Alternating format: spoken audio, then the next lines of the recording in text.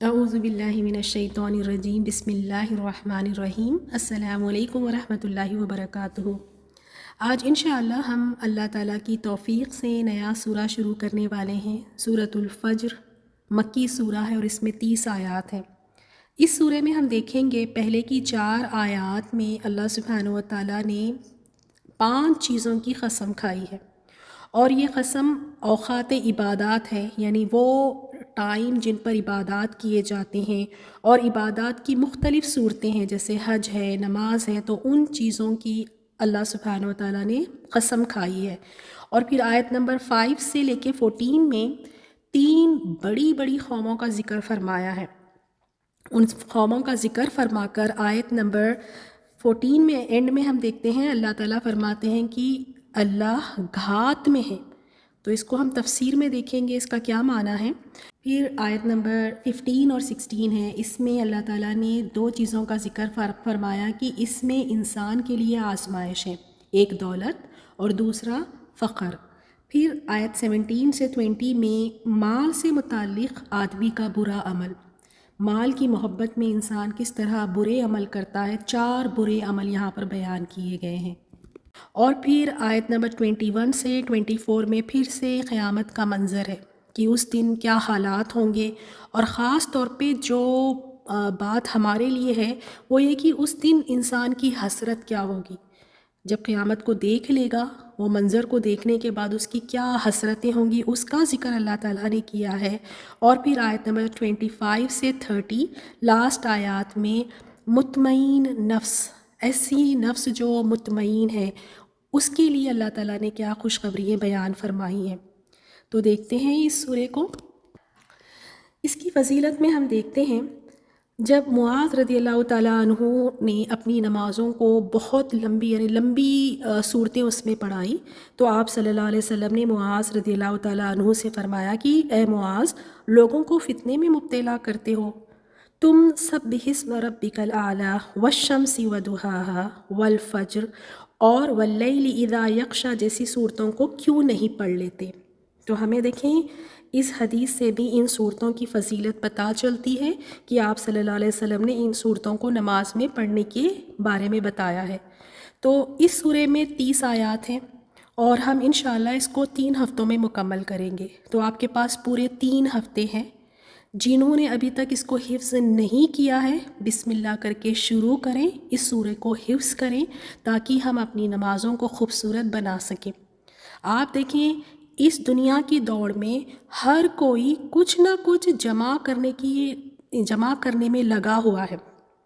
آپ دیکھیں کئی لوگ ایسے ہوتے ہیں، کئی خواتین ایسی ہوتی ہیں کہ مال کو بچا کر، اپنے مال کو بچا کر جمع کرتی ہیں، مال جمع کرنے کا شوق ہوتا ہے۔ کچھ خواتین ایسی ہوتی ہیں کہ پیسوں کو جوڑ کر زیورات جمع کرتی ہیں، اور کچھ خواتین ایسی ہوتی ہیں کہ وہ پیسے جوڑ کر اپنے گھر کے ساز و سامان کی چیزیں جمع کرتی ہیں۔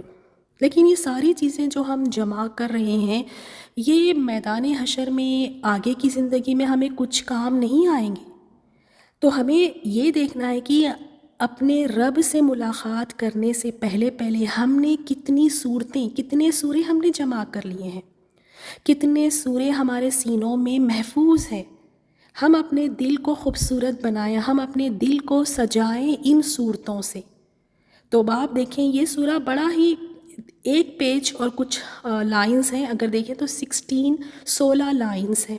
اگر آپ ہر دن 1 لائن ہی یاد کر لیں تو بتائیں کیا یہ مشکل ہے؟ 24 گھنٹے کے دن میں 1 لائن اللہ کے کلام کو یاد کرنا، اپنے سینے میں اس کو محفوظ رکھنا، تاکہ پھر اس کو یاد کر کے اپنی نمازوں میں ہم پڑھیں گے، تو کیا یہ مشکل ہے ہمارے لیے؟ اور یاد رکھیں یہی قرآن ہے جو ساتھ رہے گی، کہاں تک؟ یہاں دنیا میں بھی ساتھ رہے گی، اور اسی طرح قبر سے لے کے حشر تک یہ قرآن ہمارے ساتھ رہے گی۔ تو کوشش ضرور کریں آپ کہ ان آیتوں کو حفظ کرنے کی، شیطان کے وسوسوں میں مت آئیں۔ شیطان یہی وسوسے ڈالتا ہے کہ اب تو میری اتنی عمر ہو گئی، کہاں مجھے یاد ہوگا۔ قرآن جتنی جلدی یاد ہوتا ہے، کوئی اور چیز اتنی جلدی یاد نہیں ہوتی۔ یہی تو قرآن کا کرشمہ ہے، یہی تو اس کا معجزہ ہے کہ چھوٹا بچہ بھی اس کو حفظ کر لیتا ہے۔ تو بس ایک حوصلے کی ضرورت ہے. تو اس سورے کو ضرور یاد کریں. اب جیسے میں نے آپ کو کہا ایک لائن آپ یاد کریں. ایک لائن میں نے کاؤنٹ کر کے دیکھا، ایک لائن میں بمشکل سے 7 سے 8 ورڈز یا کلمات کہیں آپ، 7 سے 8 کلمات ہیں. تو کیا ہم جو اپنے اللہ سے محبت کے دعوے کرتے ہیں اس کے کلام کو یاد کرنے میں ہم کیوں پیچھے ہٹتے ہیں؟ کیا ایک دن میں 7 سے 8 کلمات یاد کرنا مشکل ہے؟ چلے میں اسے اور بھی آسان کر دیتی ہوں. ایک لائن ڈیلی یاد کرنی ہے تو صبح آدھی لائن یاد کریں، 4 کلمات، اور رات میں عصر کے بعد یا مغرب کے بعد 4 کلمات یاد کر لیں. اصل بات یہ ہے نا، ایک شوق کی ضرورت ہے، اور اس کے بعد وہ شوق کے ساتھ پھر اس میں استقامت کی ضرورت ہے. تو ضرور کوشش کریں تاکہ جب ہم اس دنیا سے جائیں تو ہمارے ساتھ ساتھ ہمارے سینوں میں یہ رب کا کلام بھی ہمارے ساتھ جائے، کیونکہ میں نے آپ کو کہا ہے کہ یہ قبر سے لے کے حشر تک ہمارے ساتھ رہے گا، ہمارا ساتھ نہیں چھوڑے گا. یہی وفادار ساتھی ہے. تو دیکھتے ہیں اب اس کی تفسیر میں ہم. سب سے پہلی آیت میں والفجر، قسم ہے فجر کی. اور پہلے کئی مرتبہ ہم نے دیکھا ہے کہ اللہ سبحانہ و تعالیٰ جب قسم کھاتے ہیں تو قسم کھانے کے پیچھے کیا ہے کہ یا تو اس بات کی اہمیت دکھانا ہوتا ہے کہ وہ بات کتنی فضیلتوں والی اور کتنی اہم ہے، کتنی عظیم وہ چیز ہے، یا پھر کوئی ایسی بات ہے اس کے بعد قسم کے بعد جس کا ذکر آئے گا کہ جس کا یقین دلانے کے لیے. اور تیسرا یہ کہ انسان کو توجہ دلانے کے لیے، اس بات کی اہمیت کو دکھانے کے لیے. تو یہاں سب سے پہلی قسم اللہ تعالیٰ کس چیز کی کھا رہے ہیں؟ فجر کی. اور فجر یعنی یہاں فجر سے کیا ہے؟ فجر صبح کا وقت ہے، فجر کا وقت مراد ہے. اس وقت کی اللہ تعالیٰ نے قسم کھائی ہے. اور تفسیر ابن کثیر میں یہ بھی آتا ہے کہ اس سے مراد قربانی کے دن کی خاص صبح ہے، جو قربانی کا دن ہوتا ہے ذوالحجہ کے مہینے میں، وہ دن. تو یہاں دونوں بھی معنی ہیں. تو صبح مراد ہے یہاں پر. اور واقعی دیکھیں جب یہ دن کا آغاز ہوتا ہے تو صبح ہی سے ہوتا ہے، فجر سے ہی دن کا آغاز ہوتا ہے. اور اگر اس میں کوئی انسان غور و فکر کرے، ایک اندھیری رات کس طرح اس اندھیری رات کو، اس اندھیرے کو چیر کر صبح فجر نکل آتی ہے، کس طرح اس سے کرنیں پھوٹ کر ہر طرف اجالا ہو جاتا ہے. جب فجر ظاہر ہوتی ہے تو یہ اللہ تعالیٰ کی ایک عظیم قدرت کی نشانی اور دلیل ہے. کبھی دیکھیں کہ کس طرح رات کی اندھیری چادر کو پھاڑ کر کس طرح صبح نکل آتی ہے. کون ہے یہ جو صبح یہ فجر لے کر آتا ہے؟ سورۃ القصص میں اللہ تعالیٰ نے فرمایا کہ اگر اللہ تم پر رات ہی رات قیامت تک کر دے تو سوائے اللہ کے کون معبود ہے جو تمہارے پاس دن کی روشنی لائے؟ بتائیں ہے کوئی معبود؟ لوگ بڑے مزاروں پر جاتے ہیں، فلاں دوسروں کے پاس جا کر اپنی حاجتیں مانگتے ہیں، اپنی دعائیں کرتے ہیں. بتائیں کوئی ایسا ہے اللہ تعالیٰ کے سوا جو رات سے دن کو لا سکے، فجر کو لا سکے؟ کوئی نہیں لا سکتا. تو یہ اللہ تعالیٰ کی ایک عظیم قدرت کی دلیل ہے، ایک اللہ تعالیٰ کی اس میں عظیم قدرت کی نشانی ہے. اور بعض علماء نے کہا ہے کہ اس سے مراد فجر کی نماز ہے. اور فجر کی نماز کی بھی بڑی فضیلت ہے. فجر کی نماز، اصل میں فجر کی نماز انسان کو دکھا دیتی ہے کہ وہ اپنے رب سے کتنا محبت کرتی ہے. اس کا فجر کی نماز کا چھوڑنا، اس میں سستی کرنا، یہ نفاق کی علامت ہے. کیونکہ اس وقت انسان کیا دکھا رہا ہے، کیا ثابت کر رہا ہے اس وقت پر انسان؟ کہ مجھے میری نیند بڑی پیاری ہے، اس نیند سے میں نہیں اٹھ سکتی. نیند کو ترجیح دے کر ہم سو جاتے ہیں اور نماز چھوڑ دیتے ہیں، تو یہ نفاق کی علامت ہے. اللہ تعالیٰ ہم سب کو دن کا آغاز اس کی فرما برداری کرتے ہوئے، فجر کی نماز ادا کرتے ہوئے، اللہ تعالیٰ ہمیں توفیق دے کہ ہم اپنی نماز ادا کر کے اپنے دن کا آغاز کریں. تو سب سے پہلی قسم اللہ تعالیٰ نے یہاں پر جس چیز کی کھائی ہے وہ صبح کی قسم کھائی ہے. اب پھر دوسری قسم ولیال عشر، اور 10 راتوں کی. اور 10 راتوں سے کون سی 10 راتیں مراد ہیں یہاں پہ؟ عشرہ ذوالحجہ، ذوالحجہ کے جو 10 راتیں ہیں، جو 10 دن ہیں، اس کی قسم اللہ تعالیٰ نے کھائی ہے، کیونکہ وہ 10 دن بھی بڑی فضیلتوں والے دن ہیں. آپ صلی اللہ علیہ وسلم نے فرمایا، صحیح بخاری کی حدیث ہے، فرمایا کوئی ایام، کوئی دن ایسے نہیں جن میں عمل صالح اللہ تعالیٰ کو ان دنوں سے زیادہ محبوب ہو، یعنی ان ذوالحجہ کے 10 دنوں سے. صحابہ کرام رضی اللہ تعالیٰ عنہم نے عرض کی کہ کیا اللہ تعالیٰ کے راہ میں جہاد کرنا بھی زیادہ محبوب نہیں ہے؟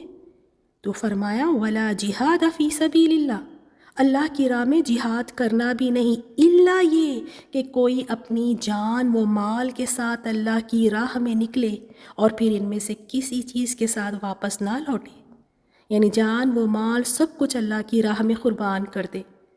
تو یہ جو 10 دن ہیں عشرہ ذوالحجہ کے، یہ بڑی فضیلتوں والے دن ہیں، تو اللہ تعالیٰ نے ان دنوں کی بھی قسم کھائی ہے.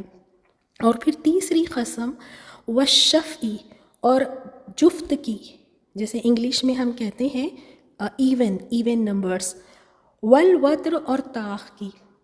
اور پھر یہاں اللہ تعالیٰ نے جفت اور طاق کی قسم کھائی ہے، ایون اور آڈ کی قسم کھائی ہے.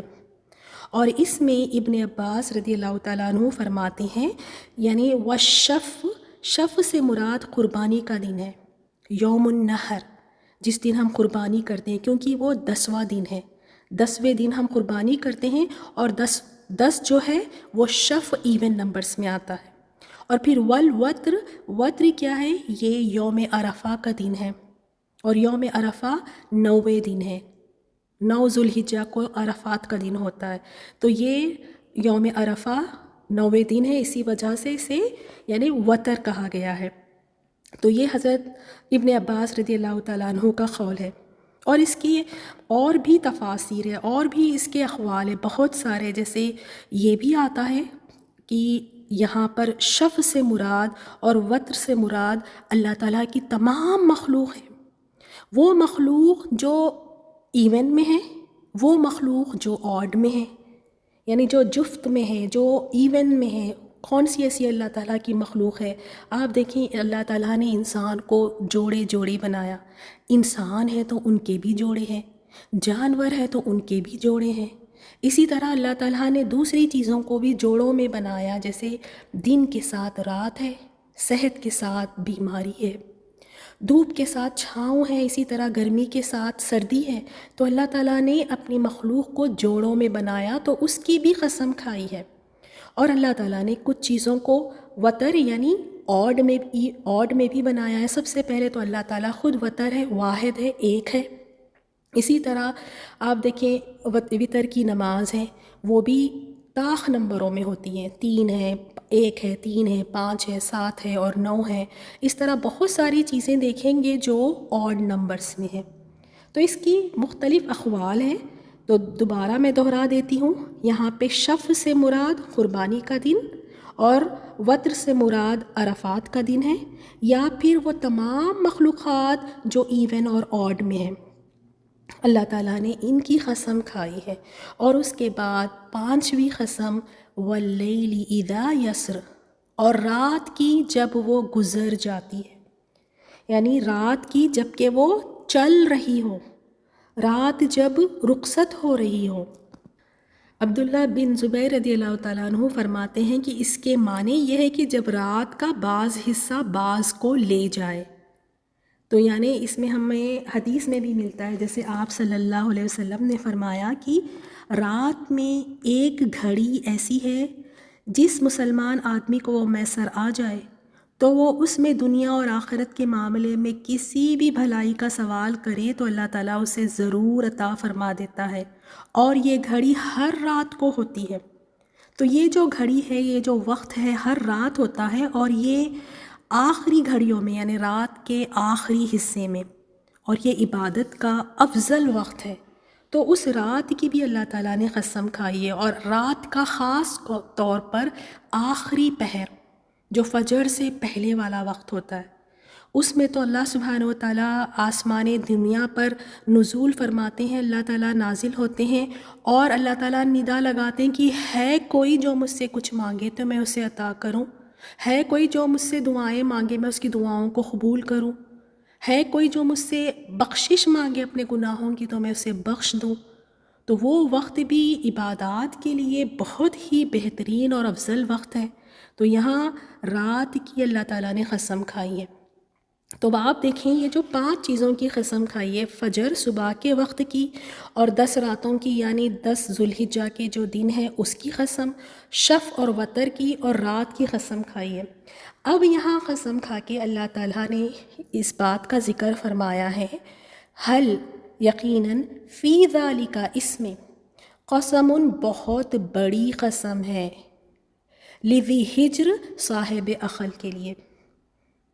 اللہ تعالیٰ فرماتے ہیں یقیناً ان چیزوں میں یعنی ان 5 چیزوں کا جو ذکر کیا ہے ان میں عقل والوں کے لیے کافی قسم ہے، یعنی جو قسم کھا کر بات بیان کی گئی ہے اس میں صاحب عقل دانشمند انسان کے لیے اس میں بہت ساری اس میں یعنی یہ کافی ہے، اتنی قسمیں اگر وہ اس میں غور و فکر کرنا چاہے تو وہ توحید کا پیغام پا سکتا ہے۔ یہاں آپ دیکھیں خاص طور پہ یہاں پہ اوقات عبادات یعنی وہ ٹائمز کا ذکر آیا ہے، وہ وقت کا ذکر آیا ہے جن میں عبادات کرتے ہیں، اور عبادات کی مختلف صورتیں جیسے حج کا ذکر، جیسے عشرہ ذوالحجہ ہے، یوم النحر ہے، یوم العرفات ہے، تو عبادات کی مختلف صورتیں جیسے نماز ہے، تو اس کی یہاں اللہ تعالیٰ نے قسم کھائی ہے، اوقات عبادت اور عبادت کی مختلف صورتیں۔ کیوں؟ کیونکہ مشرکین مکہ کا کیا ان کا عقیدہ یہی تھا کہ کوئی قیامت نہیں آنی، کوئی ہمیں نہیں پھر سے اٹھایا جائے گا، وہ تو اس بات کو مانتے ہی نہیں تھے۔ تو یہاں ان دنوں کا ذکر کر کے فرمایا کہ جیسے یہ دن ہے، یہ دنوں کو بھی تو تم دیکھتے ہو، جیسے یہ دن ہے اسی طرح ایک اور دن اللہ تعالیٰ پیدا کرنے پر قادر ہے۔ جب یہ دنوں کو اللہ پیدا کر سکتا ہے تو قیامت والا دن بھی اللہ تعالیٰ پیدا کر سکتا ہے۔ تو یہ بات ان کو یہاں سمجھائی گئی کیونکہ ان کا عقیدہ آخرتی درست نہیں تھا، ان کے عقیدے کو اصلاح، ان کے عقیدے کو یہاں پہ درست کرنے کے لیے یہ بات یہاں پر بتائی گئی۔ اور ساتھ ساتھ میں اہل مکہ کو، مشرکین مکہ کو یہاں پر ایک جیسے تنبیہ ہے کہ ان کو ایک وارن کیا گیا کہ اگر تم ہمارے رسول صلی اللہ علیہ وسلم کی تکذیب سے باز نہ آئے تو تمہارا بھی اسی طرح یعنی تمہاری بھی اسی طرح پکڑ ہو سکتی ہے جیسے اللہ تعالیٰ نے پہلی قوموں کو پکڑا۔ اب یہاں سے ہم دیکھیں گے قوموں کا ذکر آیا ہے۔ سب سے پہلی قوم کا ذکر اللہ تعالیٰ یہاں پہ فرماتے ہیں، کیا لم نہیں ترا دیکھا آپ نے، کیفا کیسے، فعلا سلوک کیا ربو کا آپ کے رب نے بھی عاد کے ساتھ۔ اب یہاں پر سوال کیا گیا ہے کہ قوم عاد کی تباہی کے بارے میں فرمایا، کیا آپ نے نہیں دیکھا کہ آپ کے پروردگار نے عاد کے ساتھ کس طرح کا سلوک کیا، کیا عاد کے ساتھ کیا؟ اور عاد کون تھے؟ عاد کی طرف ہود علیہ السلام کو بھیجا گیا، ہود علیہ السلام کو نبی بنا کر بھیجا گیا، اور یہ کون تھے؟ ارما یعنی ارم ذات العماد، جو ستونوں والے تھے۔ عاد کے بارے میں فرمایا گیا کہ یہ لوگ جو ستونوں والے تھے، ان کو کیوں اس طرح کہا گیا کہ یہ ستونوں والے یعنی پلرز جو ہوتے ہیں، ستونوں والے کیوں کہا گیا؟ یہ اس بات کی طرف اشارہ ہے کہ اللہ تعالیٰ نے ان کو بڑی قوت دی تھی۔ یہ ایک ایسی قوم تھی جسمانی اعتبار سے بھی بہت اونچے لمبے چوڑے لوگ تھے، بہت طاقتور لوگ تھے، ترقی یافتہ قوم تھی یہ، اور انہیں عاد اول بھی کہتے ہیں، اور ارم جو ہے قوم عاد کے دادا کا نام ہے۔ تو یہاں اللہ تعالیٰ نے اس قوم کا ذکر فرمایا کہ اس قوم کی طرف نہیں دیکھتے، یعنی اتنی طاقتور، اتنی ترقی یافتہ قوم، لیکن پھر ان کے ساتھ ہوا کیا؟ اس قوم کے بارے میں اللہ تعالیٰ فرماتے ہیں، التی وہ جو لم نہیں یخلق پیدا کیا گیا مثلہا ان جیسا فی البلاد شہروں میں، یعنی ایسی قوم کبھی پھر دوبارہ اللہ تعالیٰ نے پیدا نہیں کی، اتنی مضبوط اور اتنی طاقتور قوم۔ اور وہ خود بھی کہا کرتے تھے، ان کو اس بات پر بڑا گھمنڈ تھا، وہ یہ کہتے تھے کہ ہم سے زیادہ طاقتور کون ہے؟ ان کو اس بات کا احساس تھا۔ وہ یہ بھول گئے کہ جس ذات نے انہیں یہ صلاحیتیں دی ہیں، جس ذات نے انہیں یہ طاقتیں دی ہیں، ان سب سے زیادہ وہ طاقتور ہے۔ وہ اس بات کو بھول گئے تھے، اور ہود علیہ السلام نے یہی پیغام انہیں دیا، ایک تو توحید کا پیغام، اور پھر ہود علیہ السلام نے ان کو یہ نعمتیں یاد دلائی کہ یہ جو تم اتنے طاقتور قوم ہو، تم جیسا آج تک ایسی قوم پیدا نہیں کی گئی، تو یہ نعمتوں کو یاد کرو اور ان نعمتوں کو اللہ تعالیٰ کی اطاعت میں استعمال کرو۔ جس رب نے تمہیں یہ نعمتیں دی ہیں، اس رب کے لیے یہ اپنی نعمتیں لگاؤ۔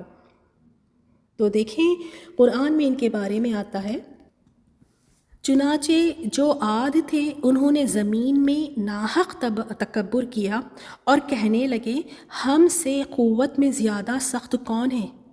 کیا انہوں نے دیکھا نہیں کہ بے شک اللہ جس نے انہیں پیدا کیا وہ قوت میں ان سے زیادہ سخت ہے۔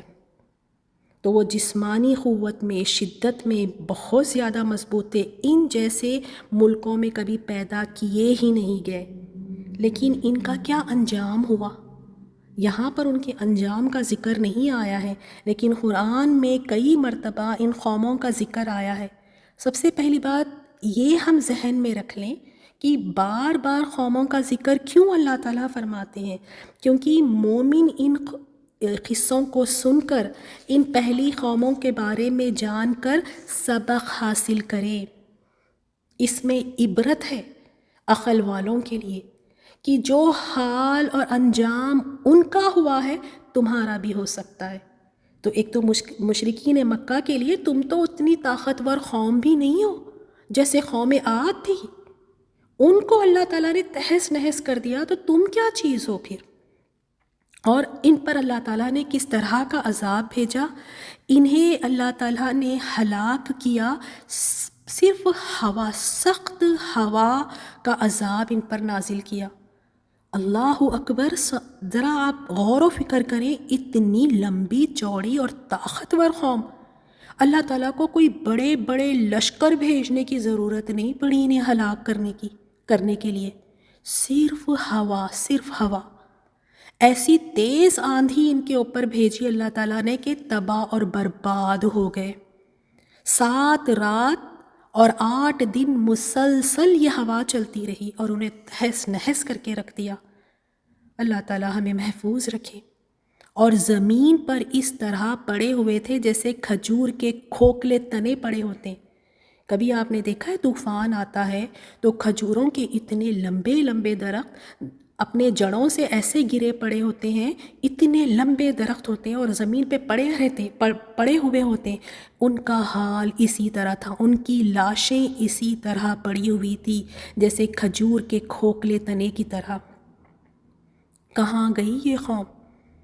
بڑا کہتے تھے کہ ہم جیسا طاقتور کون ہے، ہم جیسا کوئی نہیں، تو واقعی ان جیسا کوئی باقی رہا بھی نہیں پھر۔ کیونکہ جب اللہ تعالیٰ کی نافرمانی کرتے ہیں، اس کی دی ہوئی نعمتوں کا صحیح استعمال نہیں کرتے، اس کی نعمتوں کو لے کر سرکشی کرتے ہیں، تو پھر یہ انجام ہوتا ہے۔ تو ہم اپنے لیے غور و فکر کر کے اس میں سبق حاصل کرتے ہیں کہ قوم عاد کا کیا انجام ہوا۔ اللہ تعالیٰ نے ہمیں بھی بے شمار نعمتوں سے نوازا ہے، بے شمار نعمتیں اللہ تعالیٰ نے ہمیں دی ہیں۔ ایک تو وہ شرک بھی کیا کرتے تھے، اور اس کے بعد اللہ تعالیٰ کی یعنی جو نعمتیں تھیں ان کا غلط استعمال۔ تو ہمیں بھی اپنی نعمتوں کی طرف دیکھنا ہے۔ ہمارے جسم میں ہی کتنے، ہر اعضاء ایک اللہ تعالیٰ کی طرف سے نعمت ہے ہمارے لیے۔ ہماری اولاد ہمارے لیے نعمت ہے، ہماری صحت ہمارے لیے نعمت ہے۔ کیا یہ ان تمام چیزوں کو ہم اللہ تعالیٰ کے لیے اس کی اطاعت میں لگاتے ہیں؟ چاہے وہ ہماری آنکھ ہو، ہمارے کان ہو، ہمارے پیر ہو، ہمارے ہاتھ ہو، ہماری اولاد ہو، ہماری صلاحیتیں ہوں، ہمارا علم ہے، ہمارا وقت ہے، ہماری صحت ہے، کیا ہم یہ اپنے رب کی اطاعت میں ہم انہیں استعمال کر رہے ہیں؟ تو یہ غور و فکر والی بات ہے۔ اللہ تعالیٰ ہم سب کی اصلاح فرمائے، ہمیں اپنا وقت اپنی رب کی رضا میں گزارنے والا، اپنے رب کی رضا میں لگانے والا بنائے۔ تو یہ پہلی قوم تھی۔ نیکسٹ لیسن میں انشاءاللہ آگے کی 2 قوموں کا ذکر دیکھیں گے۔ وہ 2 قومیں کون سی تھی، کیا اللہ تعالیٰ نے ان کے ساتھ معاملہ فرمایا، کس طرح وہ تباہ و برباد ہوئی، اور اس میں ہمارے لیے کیا سبق ہے، انشاءاللہ ہم یہ نیکسٹ لیسن میں دیکھیں گے۔ السلام علیکم ورحمۃ اللہ وبرکاتہ۔ بسم اللہ الرحمن الرحیم، والفجر وليال عشر والشفع والوتر والليل إذا يسر هل في ذلك قسم لذي حجر ألم تر كيف فعل ربك بعاد إرم ذات العماد التي لم يخلق مثلها في البلاد